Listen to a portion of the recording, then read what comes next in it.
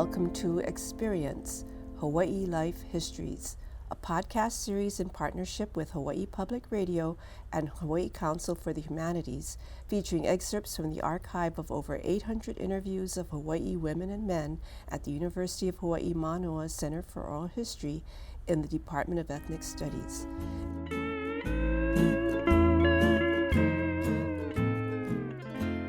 Laymaking in Hawaii truly is a generational story, and today you're going to be hearing the voices of many who lived through the evolution of the business. These interviews were all done with airport lay sellers in 1985, but the stories go back many years before that. Sandra Antemer was born in Honolulu in 1941, and her family was Hawaiian Chinese Caucasian. She was raised by her grandparents in Kalihi, and her grandmother sold lei downtown. They were part of the crush of Boat Day, when the passenger ships would come in at the waterfront. Sandra worked downtown with her grandmother and later at the airport, and she eventually inherited her grandmother's business at the airport, Rachel's Lei Stand. Can you tell us about what your grandmother did? She went into being a lace seller at the boat and at Monica Street. See, I was maybe about 10, 11 years old when I was at Monica Street with her. Did she have a shop on Monica Street? She had a shop on Monica Street. Oh, what was the name of her shop? She didn't have a name on it. See, most of the lace sellers at Monica Street did not have a name for their business. Oh, but they were in a building? But they were outside on the sidewalk. Oh, I see. In the front of businesses. So they would just have their lays out on the sidewalk? Did they have tables? We had not tables. We had like a long board with nails on it. Then we just put our lays on. Oh, hanging down. Then we had a little box thing that we put our feet into, and we used wooden box to put our flowers in. We didn't have those cardboard to put our flowers inside those days. Just cardboard or pakinis. And to wet the lays, we just have water. We had a faucet like in a lane. Go and get water, and we had our ice boxes in the lane too. So where we have to go and take, after we close, because say we start about 7 o'clock in the morning, and we get through about 8, 9 o'clock at night. Just put all the lays in the back, lock it all up, get our water, get our bucket water, put it in the front, and wet the lays, dip it up and down, shake it, and then just put it on our display board. Now, when you first were on Mauna Kea Street, were you buying your flowers? Oh yes. We were buying from the growers. So you didn't have any backyard farmers coming down there? Not too many of them. Not too many. Maybe like my grandma had this lady from Damon Track. She used to bring supply us with plumeria lace. And Papakolea, we have crown flowers, and Nanakuli crown flowers we used to have. They used to just bring it already strung. So it'd be easier for us just to sell, especially boat days.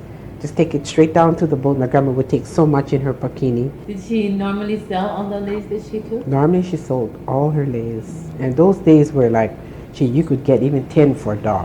Wow. That's how cheap the lace were.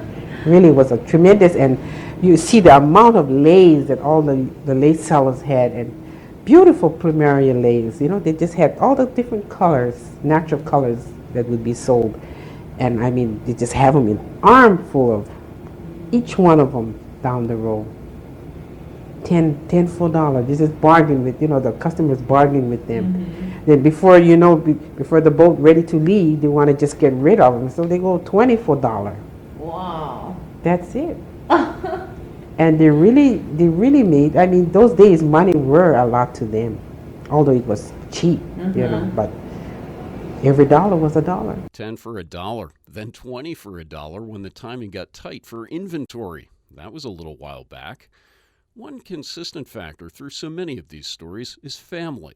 That's true for Harriet Kava, who was born in 1933 and grew up in Kaka'ako, where, along with her siblings, she helped make lei and sell them downtown, and of course on the waterfront on Boat Day.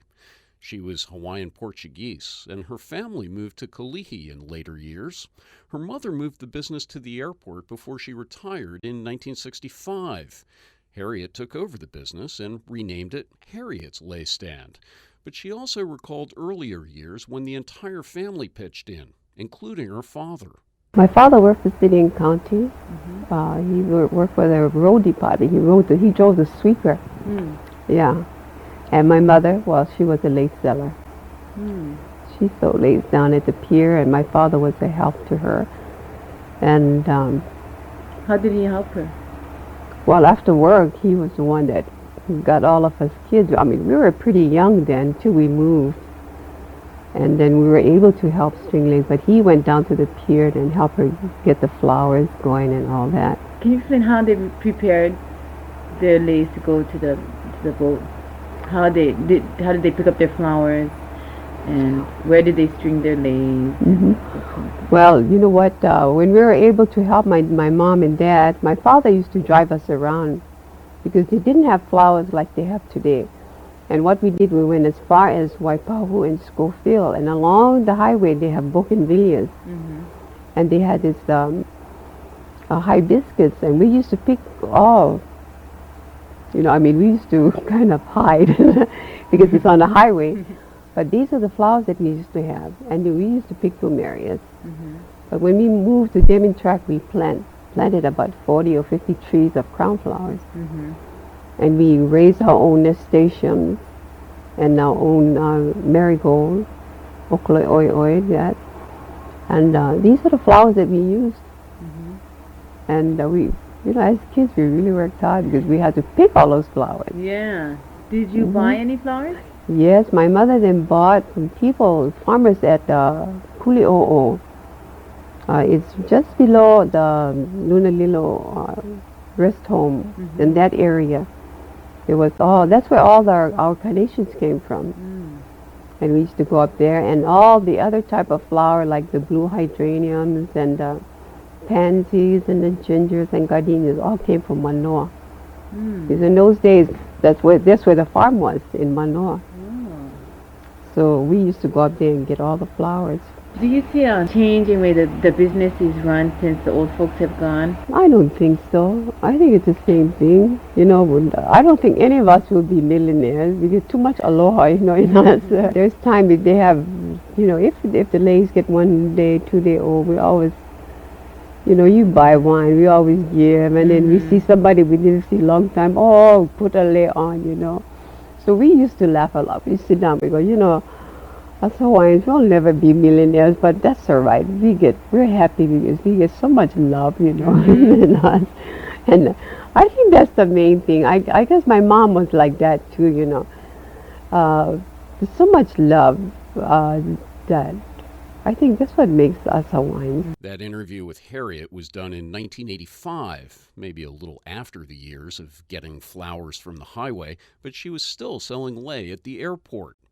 We have a couple of interviews now with two women who go back a bit further in the history of lei selling in Honolulu. Martina McCauley was born in Nu'uanu in 1917. That was the year the Queen died. It was in the middle of World War I. Her mother sold lei, and Martina helped.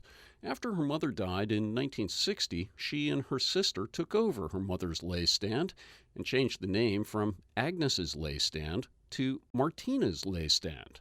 She talks about how the work involved was not just selling lei at the stands or on the waterfront, but also the work of getting the flowers, which in the old days meant lots of hiking. I know my mother how many years. I don't know when she sleep or when she don't sleep. But she does. She's a hard-working person. Used to it. Climb mountain, pick up all her greeneries, come home with my father. See, Dad and her used to go up the mountain, pick up all the greenery. They go mostly for pick up gingers, you know, gingers, tea leaf, lauais, miles, waiaiole. That's what you use when you braid the lace. The limo is waiaiole. Well, they have that. You see, limo, same thing. This is the greenery that they pick from the mountain. In the mountain. Yeah. It looks like that. Yeah. Oh. It's exactly like it, you know. I used to pick all that. They have the maile that you pick up the mountain, maile li'ili'i. It's a small maile. There's three kind of maile. You know where the reservoir is?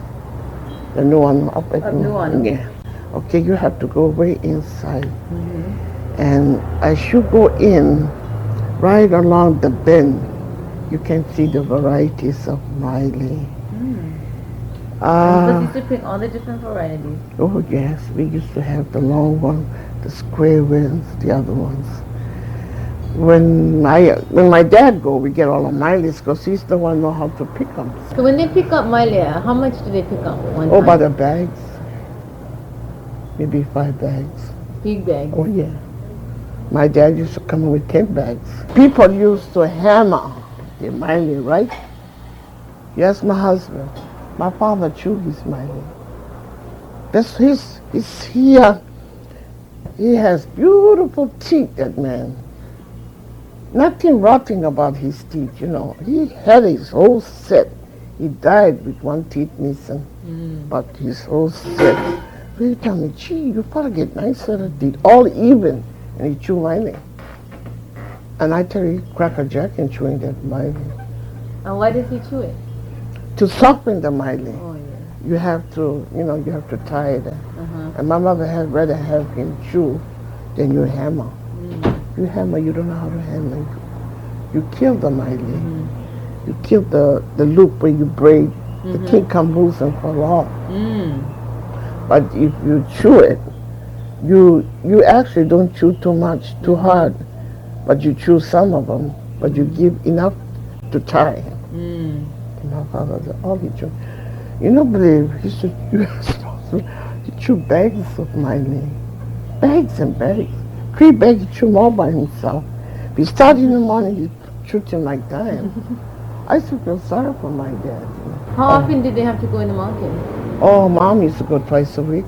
Wow, Or maybe once a week. All depend how you pick up all depend on the boat, So much depended on the boat, the demand side, how much you had to pick, and how often you had to pick Miley.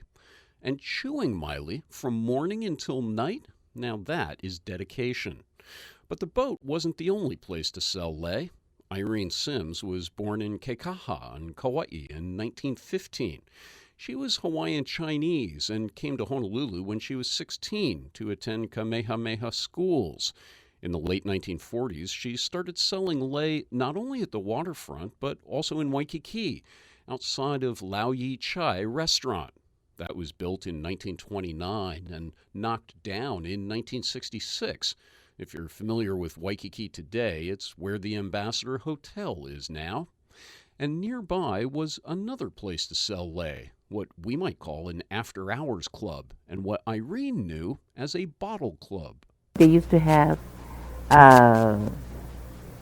the bottle club. A bottle club is a club where they open after hours when all the bars are closed and you bring your own bottle and you drink. Yes. And that's it. And what we used to do, when we used to sell leis at Laui Chai, what leis we don't finish selling there, we go out at Bottle Club, which was right across the street. So people used to come on taxis and limousines and whatnot at night to bring all these people that want to go to the Bottle Club. Hey, we used to make money down there, I tell you. Did you sleep? Hardly. Hardly. And then I said that this cannot go on. I was told that at the airport was a place that was a good business place, and I thought, well, I should get a try and go down to the airport and make money down there. And how many trucks were there when you went? I think there were about 6, I think. Yeah, and I was number 7. That's right. And when you went there, were you actually the 7th one in line? Yes, and in other words, the last one. You see, they start from the beginning, and it's supposed to be when the people come in, they rather stop at the front stands, and they feel that it's more easier or whatever. So the people in the front are usually the ones that used to make the money. Oh. Unless it's filled up, then they come down. Oh. But the Navy used to have a boat by the name of the Mars. And that boat used to bring in good business for our sleigh selling at the airport. Big difference between the Yes, there are. Yes, there are. Yes. You see, those people that were there a long time ago, before you have, maybe before I got there, had customers, so many customers. They know that Like Rachel was one of the most popular lace seller there. Why? Because she was established down at Mauna Kea Street. Okay, then they said, oh, go down to airport, you know, Rachel is down there. There's another branch. Rachel had tremendous business. But she's a nice person to begin with. Very nice, down-to-earth lady. One of the best lace sellers I knew down there. That's the lady that first rode the Cadillac at the airport. Oh, yeah? Yes. Yes. She started buying Cadillacs every year. Oh, my goodness. And then, you know, then other, like Onaga's wife also owned a Cadillac. And then I too owned a Cadillac. You can get a Cadillac maybe $4,000 or $5,000. You know? So why not we ride in style? So we did. Cadillacs for the lace sellers. Irene was 70 years old when she spoke to interviewers from the Center for Oral History. One theme that we hear through all these interviews is how this work often involved the whole family, everyone pitching in. Miley Lee was born in Paia on Maui in 1933 and was Hawaiian Caucasian. When she was 6, she moved to Honolulu with her brothers and her single mom. Her mother remarried. Her new stepfather got into the lei business along with his sister, Gladys Chung, who opened Gladys's lei stand on Lagoon Drive. That was so successful, he opened his own stand, Eddie and Alice's stand, and in 1962, control passed to daughter Miley, who changed the name to Miley's Lei Stand after many years of hard work, starting at a young age. What grade were you in when you started going down to the lace stand? I think it was the 6th grade. I would have been 12 years old. I thought it was a treat. Oh, yeah? Yes, I thought, oh, this is wonderful. But I found out different eventually. It was hard work. It wasn't such a treat because the old folks really made you work. If anything, I think we were very disciplined as to how we performed. Everything was business, no playing. Did you do the stringing or did you do the selling? We strung and sold. That was considered old. There were people down at the lace stands on Lagoon Drive that sold and strung lace from, I swear, as soon as they're 3-4 years old. If they could hold a needle and pick up a flower, they would start stringing. So who are your customers when you were on the trucks on Lagoon Drive? Well, some of us had regular customers, but majority of them would just be people that needed lace, and they drive up in their cars alongside of our trucks. Were they local people or were they... The majority of our buyers then were locals. Tourism wasn't quite popular then, although it was definitely starting. But it was more of the locals that bought our flowers. Have military customers? We had a lot of military people. After the war, they were still here. But still, I say the majority of our business came from the locals. The military plane would come in every afternoon, 3:30, and that's when we had the majority of our business would be the military people then. But shortly after that, United Airlines started up, and that's when tourism really Do you know what year blossomed. they started, United Airlines? I'd be guessing, but I would say in the latter part of 1946. So you folks were out there already? We were out in Lagoon Drive still on our trucks. And, of course, Pan Am was here already. That's when, in my mind, that tourism really came into Hawaii. Was 49, 50, 51. It was a good time to sell leis. I didn't mind working because my parents were busy and we were all busy. And the monies were good. It was such a wonderful atmosphere at the old airport. The old cliche, it was so full of aloha spirit. It was even more than that. It wasn't just the aloha spirit. It was the people, you know. It was more than the aloha spirit. I can see it, you know, but I can't express to you how beautiful this old shack of an airport was. That old shack of an airport was destined for a lot of changes throughout the 1950s. Miley Lee was 52 when she did that interview we just heard that was recorded in 1985. For the Center for Oral History at the University of Hawaii Manoa and Hawaii Public Radio, I'm Bill Dorman.